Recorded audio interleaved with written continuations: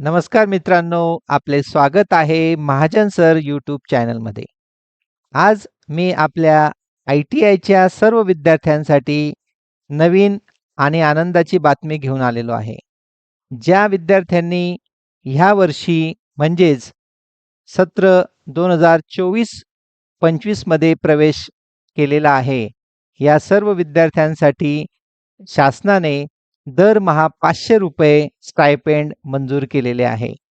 त्या स्टायपेंडसाठी आपल्याला काही नियम व अटी मान्य करून ते स्टायपेंड आपल्याला मिळणार आहे. त्यासाठी आपण या व्हिडिओच्या शेवटपर्यंत माहिती घ्या आणि आपले ₹500 दरमहा स्टायपेंड कसे आपल्याला प्राप्त करता येईल याबद्दल जागरूक राहा.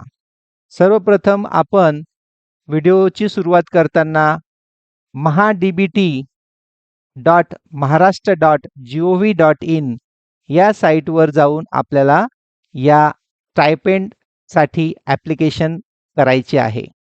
परंतु या ॲप्लिकेशनसाठी आपणास जो क्रायटेरिया आहे तो क्रायटेरिया फुलफिल करावा लागेल. म्हणजेच आवश्यक कागदपत्रे आपणास कोणती लागतील, कोणत्या विद्यार्थ्यांना हा मंजूर होईल यासाठी आपण हा व्हिडिओ शेवटपर्यंत पूर्ण पहा.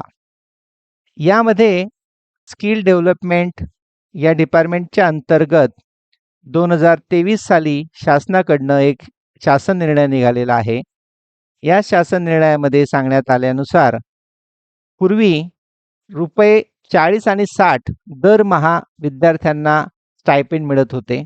परंतु आता शासनाने 2023 नंतर हा शासन निर्णय काढून विद्यार्थ्यांना त्यामध्ये फायदा करून दिलेला आहे. या शासन निर्णयानुसार ₹500 दरमहा विद्यार्थ्यांना मिळणार आहेत. कोणत्या विद्यार्थ्यांना मिळतील याची माहिती आपण आता घेणार आहोत.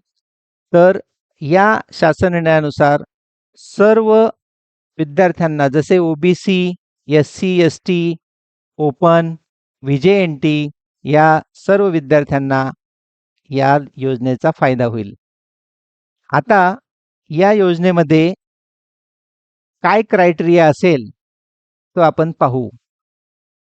सर्वप्रथम गव्हर्नमेंट ITI मध्ये शिक्षण घेत असलेले सर्व विद्यार्थी हे महाराष्ट्रातील रहिवासी असणं आवश्यक आहे. त्यासाठी आपणास डोमेसाइल सर्टिफिकेट लागणार आहे. त्यानंतर ओपन मधील विद्यार्थ्यांनी त्यांच्या पालकांचे उत्पन्न ₹8 लाखाच्या आत असलेला दाखला हा आपल्याला द्यावा लागेल किंवा नॉन क्रिमिलियर सर्टिफिकेट देखील यासाठी उपयुक्त ठरेल.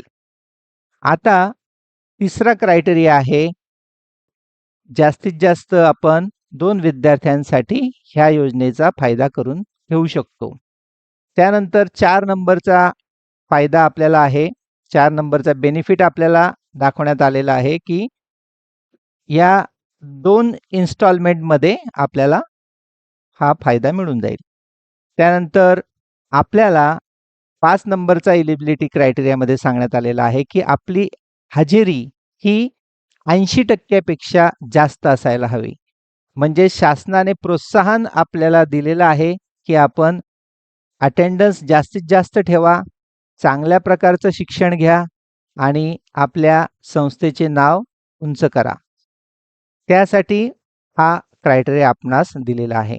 80% हजेरी जर आपली असेल तरच आपल्याला या योजनेचा फायदा घेता येईल.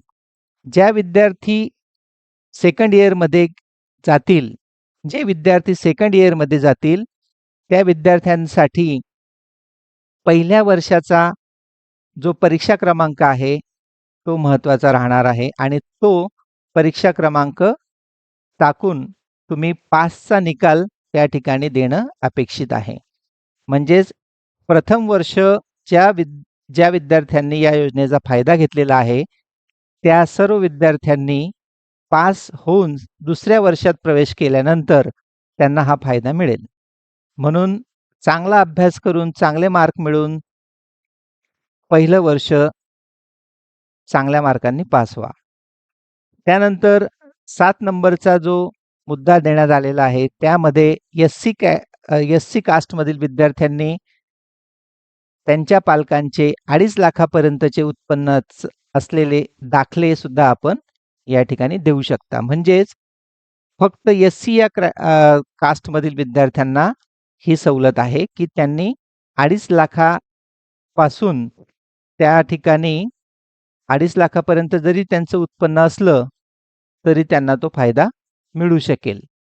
जे विद्यार्थी आपल्या प्रशिक्षण कालावधीमध्ये काही कारणामुळे सस्पेंड झालेले आहेत त्यांना या योजनेचा कोणताही लाभ घेता येणार नाही. त्यामुळे संस्थेतील शिस्तीचं पालन करून आपण योग्य पद्धतीने आपले प्रशिक्षण पूर्ण करावे. ज्या गव्हर्नमेंट ITI आपण शिकत आहात त्या गव्हर्नमेंट ITI मध्येच ही योजना लागू राहणार आहे.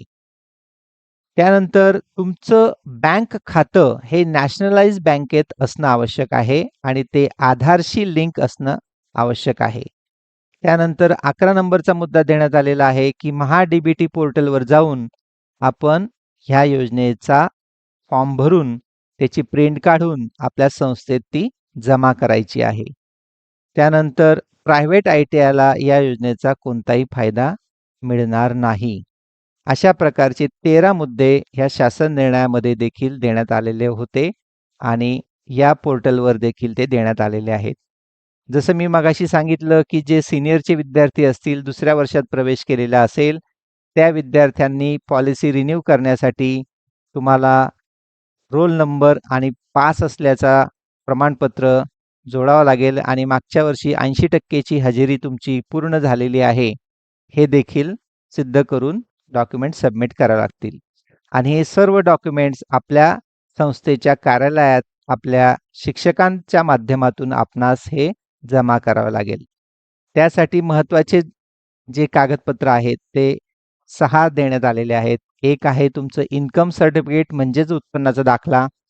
जे विद्यार्थी सिनियर असतील त्यांच्यासाठी लागणार आहे मार्कशीट. जे विद्यार्थी नवीन अर्ज करतील त्यांच्यासाठी 10वीचे मार्कशीट लागेल. कारण ही पोस्ट मॅट्रिक स्कीम आहे त्यामुळे 10वी पास असल्याचा दाखला या ठिकाणी किंवा मार्कशीट या ठिकाणी लागेल. तुमचं आधार कार्ड लागणार आहे. तुम्ही महाराष्ट्रात राहतात यासाठी डोमेसाईल सर्टिफिकेट लागणार आहे. नॉन क्रिमिलियर सर्टिफिकेट लागणार आहे आणि कास्ट सर्टिफिकेट देखील लागणार आहे. म्हणजे जर तुम्ही त्या कास्टमधनं जर त्याचा फायदा घेणार असाल तर त्यासाठी देखील ह्या गोष्टींची आपणास गरज लागेल. आता पुन्हा आपण ह्या साईटवर जाऊ आणि महाडीबीटी पोर्टलवर आपण कसं ॲप्लिकेशन करू शकतो त्या ठिकाणी न्यू ॲप्लिकंट रजिस्ट्रेशनमध्ये जाऊन आपण रजिस्ट्रेशन करायचे आहे. या ठिकाणी सुरुवातीला ॲप्लिकेशन नेम म्हणजे तुमचं नाव या ठिकाणी टाकावं लागेल आपल्याला आणि त्यानंतर युजर नेम ज्या युजर नेमवर आपल्याला भविष्यात लॉग इन करायचे असते असं युजर नेम या ठिकाणी यूज करायचं आहे, वापरायचं आहे.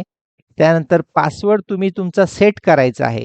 या ठिकाणी पासवर्ड टाकताना इथं ज्या सूचना दिलेल्या आहेत त्या सूचनांचं वाचन करा आणि त्यानंतरच त्या पासवर्डचा चांगल्या पद्धतीने वापर आपल्याला करता येईल. त्यानंतर जो पासवर्ड तुम्ही इथं टाकलेला असतो तोच कन्फर्म पासवर्ड या ठिकाणी इथं परत रिपीट करून टाकायचा आहे जेणेकरून सिस्टीमला कळेल की यांनी पासवर्ड लक्षात ठेवलेला आहे. त्यानंतर ईमेल ID टाकताना तो खात्रीशीर बरोबर आहे का त्याची जाणीव करून या ठिकाणी तो टाका. त्यानंतर ईमेल ID व्हेरिफिकेशन करून घ्या. त्यासाठी हा ग्रीन पॉइंटवर क्लिक करून व्हेरिफिकेशन करता येईल. त्यानंतर मोबाईल नंबर इथं दिल्यानंतर आपण मोबाईल सुद्धा OTP नंबर घेऊन त्या ठिकाणी व्हेरिफिकेशन करून घ्या. त्यानंतर कॅप्चा टाका. कॅप्चा टाकल्यानंतर या ठिकाणी रजिस्टर या शब्दावर क्लिक करून आपण रजिस्ट्रेशन पूर्ण करून घ्या. एकदा तुम्ही रजिस्ट्रेशन केलं की नंतर ॲप्लिकंट लॉग इनमध्ये जाऊन आपण लॉग इन करायचे आहे. आता ॲप्लिकंट लॉग इनमध्ये गेल्यानंतर आपणास जो मगाशी तुम्ही युजर ID टाकलेला होता, युजर नेम सिलेक्ट केलेलं होतं ते युजर नेम या ठिकाणी टाकायचे आहे. त्यानंतर जो कन्फर्म पासवर्ड तुम्ही तयार केलेला होता तो कन्फर्म पासवर्ड या ठिकाणी टाकून कॅप्चा टाकून लॉग इन हिअर मध्ये जाऊन तुम्ही लॉग इन करायचे आहे. आता या ठिकाणी आपण लॉग इन झालेलो आहोत. लॉग इन झाल्यानंतर आपण संपूर्ण माहिती तुमच्या प्रोफाईलची कंप्लीट झाल्यानंतर इथं 100% असा शब्द दिसेल. तोपर्यंत तुमचं प्रोफाईल तुम्ही अपडेट करू शकता, डॉक्युमेंट अपलोड करून घेऊ शकता. त्यानंतर 100% क्रायटेरिया फुलफिल झाल्यानंतर आपण ऑल स्कीममध्ये जायचं आहे. ऑल स्कीममध्ये गेल्यानंतर आपणास या ठिकाणी स्कीम निवडण्यासाठी आपल्या डिपार्टमेंटचं नाव निवडावं लागेल. आपल्या डिपार्टमेंटचं नाव आहे स्किल डेव्हलपमेंट एंटरप्रिनरशिप डिपार्टमेंट.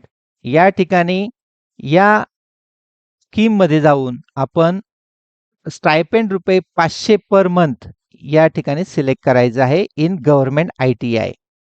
अशा पद्धतीने आपण सर्चमध्ये जायचं आहे. सर्च करून आपल्याला त्या योजनेची संपूर्ण माहिती मिळून जाईल आणि या ठिकाणी अप्लाय केल्यानंतर डिटेल्स येतील. त्याची प्रिंट घ्यायची आहे. ती प्रिंट आपल्या कार्यालयात जमा करायची आहे. या ठिकाणी हा डाउनलोड GR एक देण्यात आलेला आहे. ज्या GR बद्दल मी सुरुवातीला तुम्ही माहिती सांगितलेली आहे तुम्हाला.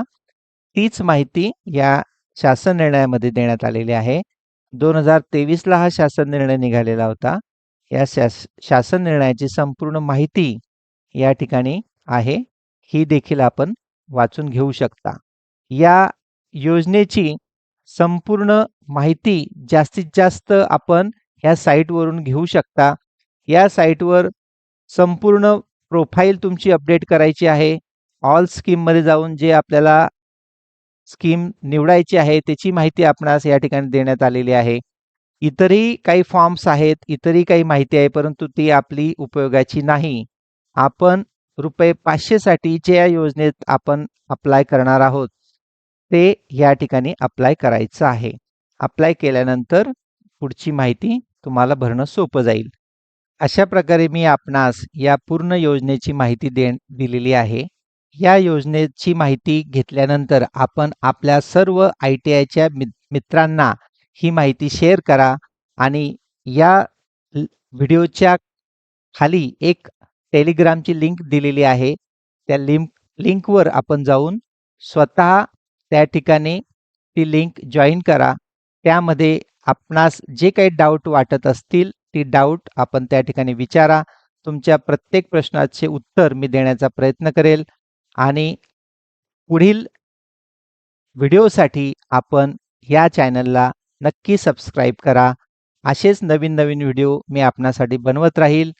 खूप खूप धन्यवाद.